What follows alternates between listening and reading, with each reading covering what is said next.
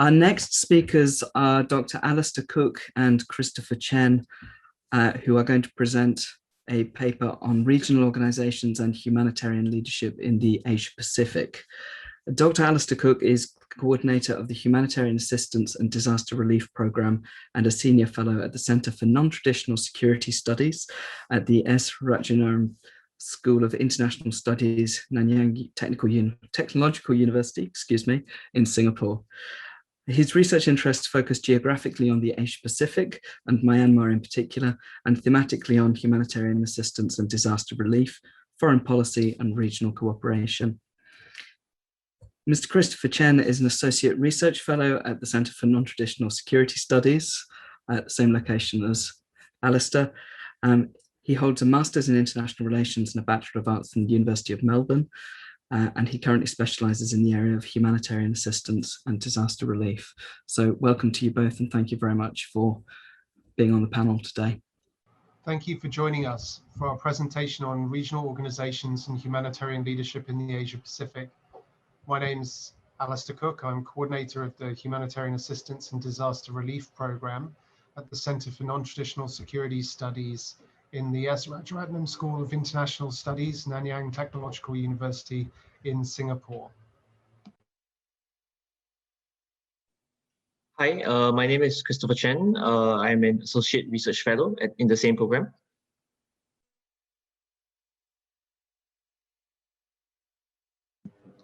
In our presentation today, we want to focus on three core elements.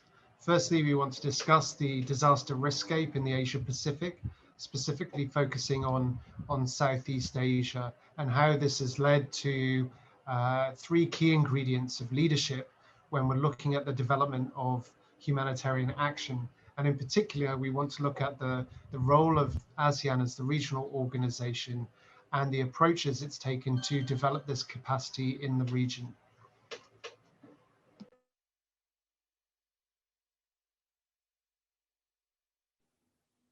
Yeah, so I will start by giving a brief context of the region. So the Asia Pacific region is regularly labeled as the most disaster-prone region in the world due to its long history of both major catastrophic disasters as well as frequent small and medium-sized events.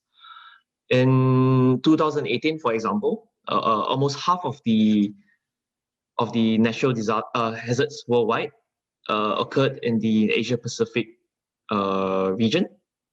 And in the same year, the region also witnessed 8 out of the 10 deadliest disasters. So apart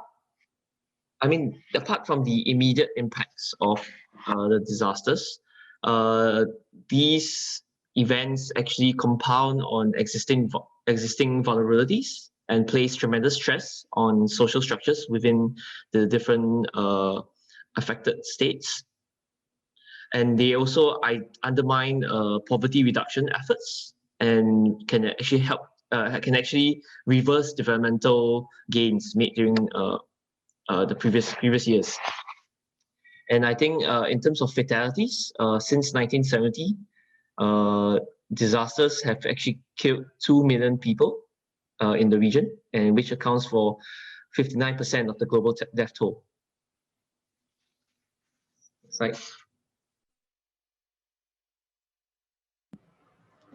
What we have seen in the region have been a series of large-scale, quick-onset, high-impact events over the last 17 years, which have spurred on action within the humanitarian space in Southeast Asia. The first of which was the devastating Indian Ocean tsunami in 2004, which affected a number of Southeast Asian countries and beyond, and caused the leaders of the region to come together to work on a regional agreement over the subsequent 4 years. What we saw as the second catalyst was the devastating impacts of Cyclone Nargis in Myanmar in 2008, where we saw the ASEAN community come together to provide a platform for the national authorities and the international community to come together and facilitate access to those affected by the natural hazard. Subsequent to that, we saw in 2013 Typhoon Haiyan devastate the Philippines, and in response to that, and Chris will talk about this later, were the developments around building a locally led response to typhoons and other natural hazards. More recently, in 2018, we saw the Sulawesi earthquake and tsunami, which caused large-scale impacts in Indonesia, and the development of ASEAN's AHA Center as the platform for the region to again be the clearinghouse between the international community, private sector, and international NGOs with the affected member state, which was Indonesia. And so we have seen a number of particular catalysts here which have developed and caused change in the way humanitarian leadership has developed in the region, which we would like to capture in our presentation today.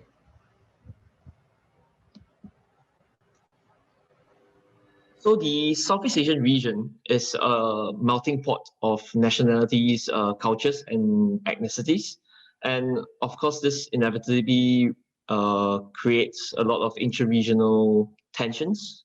And these tensions are actually compounded by external shocks in the form of natural hazards and more recently, pandemics. So, so on paper, it seems that it's regional cooperation on any issue would not be possible. But what we see and what we've observed is the development and emergence of a regional community of practice built on ideas of consensus building and solidarity, and the endeavors to deal with the collective action problem of disasters.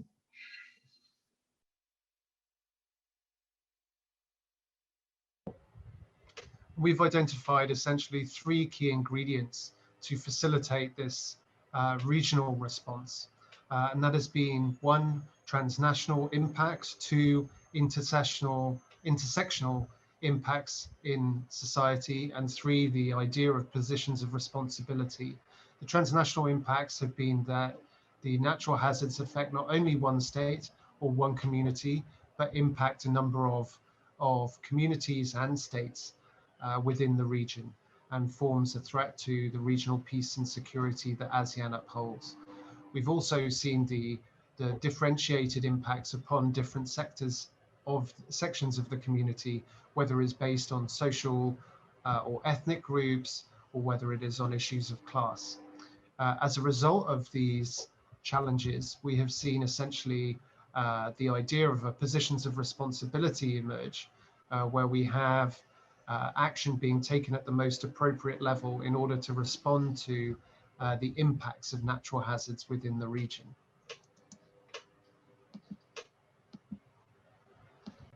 Yeah, so in Southeast Asia, the Association of Southeast Asian Nations, or ASEAN, plays a significant role in disaster management and governance. Founded in 1967, it was formed as an organization to promote regional cooperation among the various member states. And since its inception, ASEAN has recognized the need for mutual assistance to address the threats and effects of disasters. So with the exception of Brunei and Singapore, in fact, all the other ASEAN member states have had to deal with a variety of natural hazards, which include earthquakes, droughts, cyclones, typhoons, floods, and volcanic activity. And these are also often exacerbated by domestic structural inequalities. So in response to these challenges, ASEAN has incorporated numerous initiatives over the years in relation to disaster management. Three key initiatives that stand out are the Agreement on Disaster Management and Emergency Response, ADMA, the ASEAN Coordinating Center for Humanitarian Assistance on Disaster Management, the AHA Center, as well as the ASEAN Declaration on One ASEAN, One Response. So in terms of ADMA, it came into force. It was signed in 2008 and came into force on December 2009. And it is a legal document that endeavors to provide a proactive regional framework for the strategic and joint management of disasters in the region. So it is a pretty expensive and ambitious agreement. It included provisions for setting up an ASEAN disaster relief fund,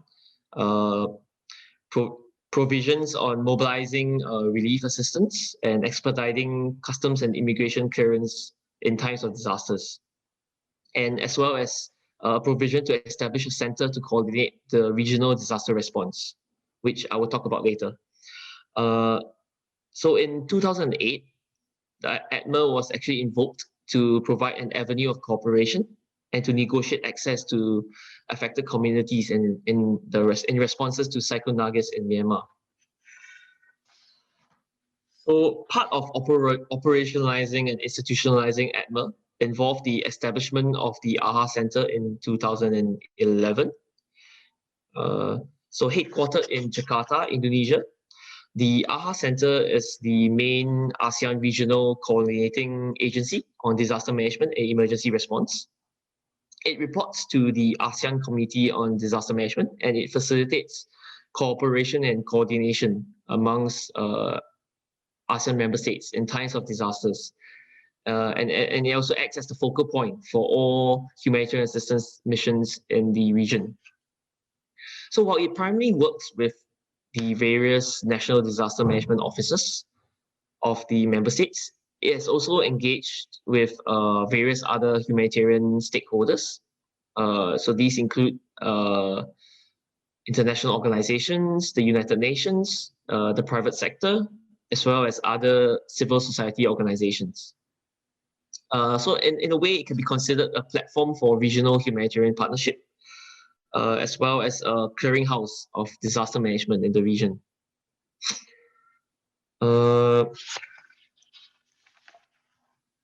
So in 2016, after lessons learned from the Typhoon Haiyan response in 2013, the ASEAN leaders actually signed the ASEAN Declaration on One ASEAN and One Response to increase the speed, the scale, and solidarity of ASEAN's response. The declaration is an important development in the region as it envisions ASEAN responding to disasters within the region and outside the region as one, and with as many relevant stakeholders as possible and as needed. So as a whole, it can be seen as an inclusive doctrine. And yeah, in its final iteration, it has aspirations for the AHA Center to be able to coordinate an ASEAN response, an ASEAN-led response outside of the Southeast Asian region. Yes. What we've seen here with the development of the One ASEAN, One Response are essentially three core elements within humanitarian leadership in ASEAN. That of solidarity, a community of practice and collaboration. Solidarity, which has brought together different stakeholders, and we've seen the development of a community of practice, which has allowed a practical-based and operational focused community evolve within the region and at the regional level across different sectors.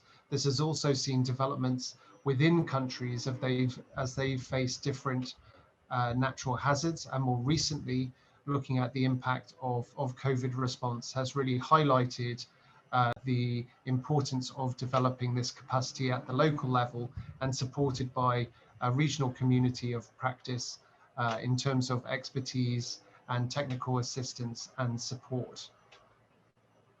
What we have then seen further is the development of a number of avenues for engagement between the local communities, the regional community, and the international community in terms of humanitarian leadership.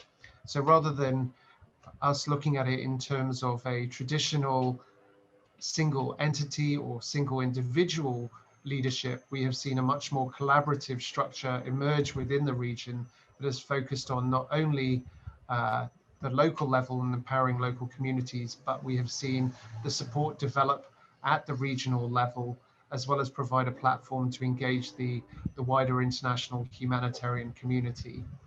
Now, these observations and developments within humanitarian leadership we've seen within the region are something we think that are important and provide instructive example for the wider humanitarian community. And we'd be interested in discussing this further with you to find more opportunities to build upon the successes and the challenges experienced within Southeast Asia and its potential impact for the wider humanitarian community on humanitarian leadership.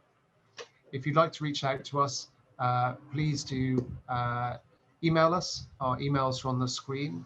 And we thank you for listening to our presentation, and we look forward to engaging with you further at the conference.